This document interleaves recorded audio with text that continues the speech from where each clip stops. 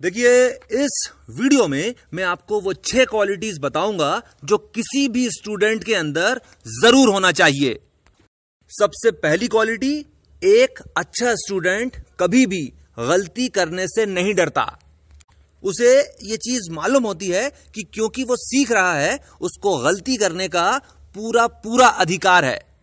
भाई, अगर पहले से ही अच्छे से करना आता होता तो फिर सीखने के लिए क्यों गए होते? गलत करते हैं इसीलिए तो सीखने जाते हैं। दूसरी क्वालिटी, एक अच्छा स्टूडेंट हमेशा मौके ढूंढता है जहां पर वो अपनी नॉलेज का इस्तेमाल कर सके। मान लेते हैं आपने थोड़ी सी इंग्लिश सीख ली, तो अब आपको मौके ढूंढना चाहिए कि आपको कोई ऐसा बंदा मिले जिससे आप इंग्लिश में बात कर सके। पर इसका मतलब यह नहीं है कि आप हर किसी से इंग्लिश में बात करना शुरू कर दें। आपको ऐसा बंदा ढूंढना चाहिए जिसकी इंग्लिश आपसे बेहतर हो। ऐसा क्यों? ऐसा इसलिए क्योंकि अगर मैं अपने बेटे के साथ इंग्लिश में बात करूंगा तो मेरे बेटे की इंग्लिश इंप्रूव होगी, मेरी नहीं। मेरी इंग्लिश कब इंप्रूव होगी? मेरी इंग्लिश तब इंप्रूव होगी जब मैं अपने टीचर से इंग्लिश में बात करूंगा। तीसरी क्वालिटी, एक अच्छा स्टूडेंट अपने सब्जेक्ट्स के एक्सपर्ट्स को जानता है और उनसे मिलता रहता है। एक्सपर्ट्स से मिलने का सबसे बड़ा फायदा यह होता है कि जितना कुछ आप अपने आप से 10 महीने में सीखोगे, उतना वो एक्सपर्ट आपको 10 मिनट में सिखा देगा।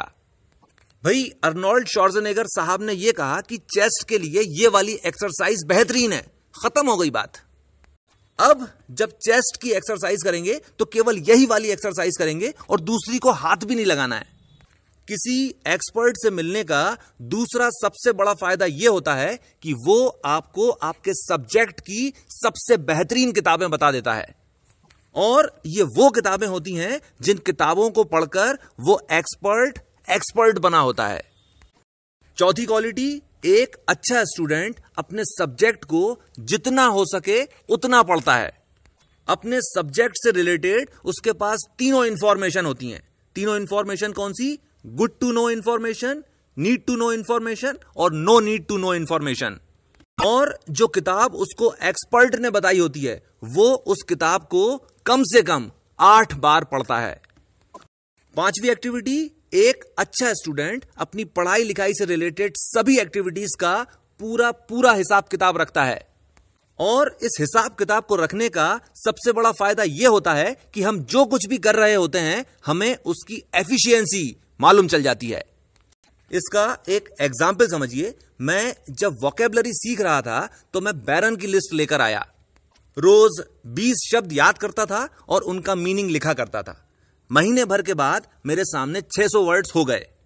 अब जब मैंने रजिस्टर रखकर मीनिंग्स छुपा दिए तो मैं 400 से ज्यादा वर्ड्स का मतलब भूल चुका था। इसका क्या मतलब हुआ? इसका मतलब यह हुआ कि वोकैबुलरी सीखने का यह तरीका बेकार है। फिर क्या किया? फिर Word Power Made Easy by Norman Lewis लेकर आए। महीने भर के बाद जब चेक किया तो हर एक शब्द का मतलब मुझे याद था। इसका क्या मतलब हुआ? इसका मतलब यह हुआ कि वोकैबुलरी सीखने के लिए सबसे अच्छा तरीका इटिमोलॉजी है। और यह कैसे मालूम चला? हिसाब किताब रखने से मालूम चला। छठी क्वालिटी, एक अच्छे स्टूडेंट को अपनी गलतियों को लगातार कम करने की कोशिश करना चाहिए। साथ ही साथ उसे इस बात का भी ध्यान रखना चाहिए कि वो कभी भी परफेक्शन हासिल करने की कोशिश ना करे।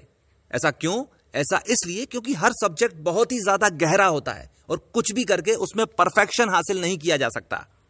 इसका एक एग्जाम्पल भी समझ लीजिए। मैं पिछले 35 सालों से हिंदी बोल रहा हूं, पर क्या मैं परफेक्ट हिंदी बोलता हूं? नहीं।